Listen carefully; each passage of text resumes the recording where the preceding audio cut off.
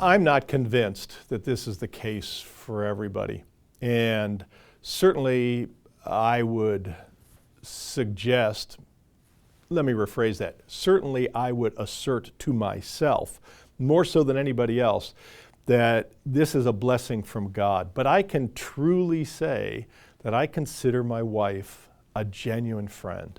I can truly say I consider my son, adult son who's in his 30s, a genuine friend.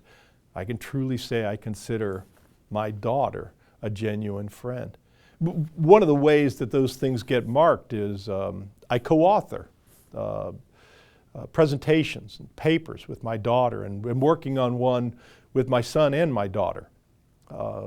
I do outdoor activities with my son and with my son-in-law, my daughter's husband, of course. And with my wife, we've walked the Camino de Santiago, and that whole way we seem to get along quite well and enjoy one another's company.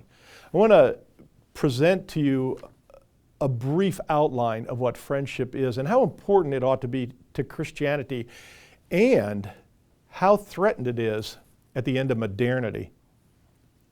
Friendship is not the same thing as a political association, as an economic contract, as a set of obligations that arise out of kinship. It's not the same thing as ethnic identifications. It's not even the same thing as a religious community per se, although it should be a marker for Christian religious communities. Friendship may appear in conjunction with those other relationships, but it's not the same thing. Friendship always entails genuine affection. It always entails the enjoyment of the other's company, and it always entails a sense of obligation to that person. The concern with friendship has gone on as long as we've had philosophical and theological discussions. In fact, in Nicomachean Ethics, it may be an insertion from one of his other works, or it may have been put in directly by Aristotle, but Aristotle puts into that document, into that work, a substantial section on friendship. And he divides friendship by, for lack of a better word, the motivations to friendship. Some friendships, he says, are based primarily on the pleasure of the other's company. It could be a physical beauty the person has. It could be personality traits. Such friendships come and go as the pleasures themselves come and go because one's taste changes or because the person that has that trait loses that trait or it becomes diminished or modified in some way.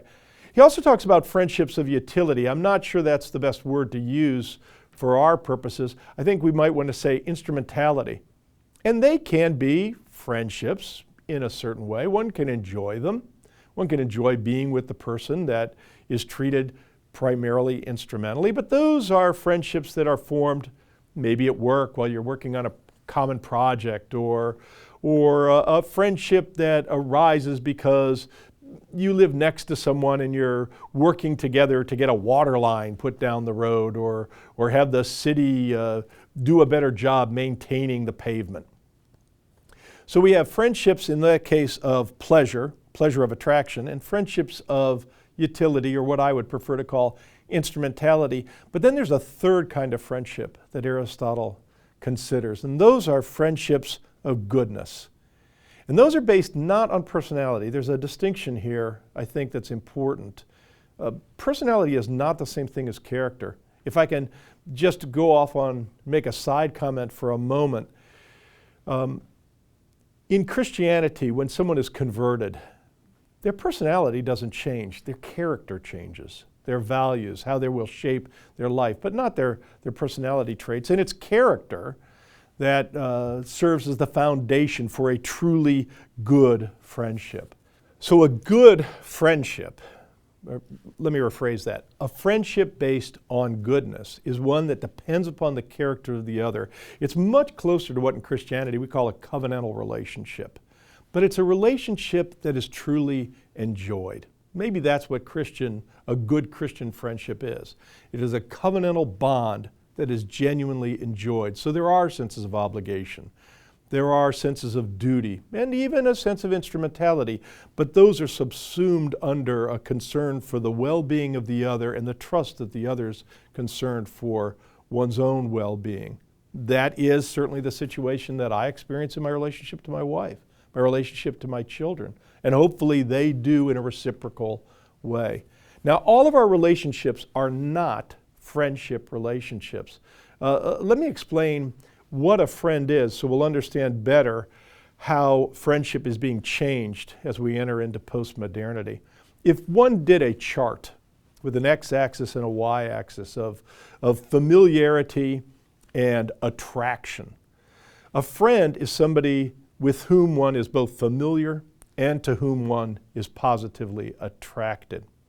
One could have relatively negative feelings about somebody they knew well, and that would be an enemy. If somebody doesn't know somebody well, but doesn't have any negative feelings for them per se, we might say that person's a sojourner with feelings of or obligations of politeness and civility. And then there's another category when one doesn't know somebody and has no positive feelings toward that person, and we could call that person a stranger. In postmodernity, we are increasingly moving toward seeing all people as strangers, and we'll discuss that in the next presentation.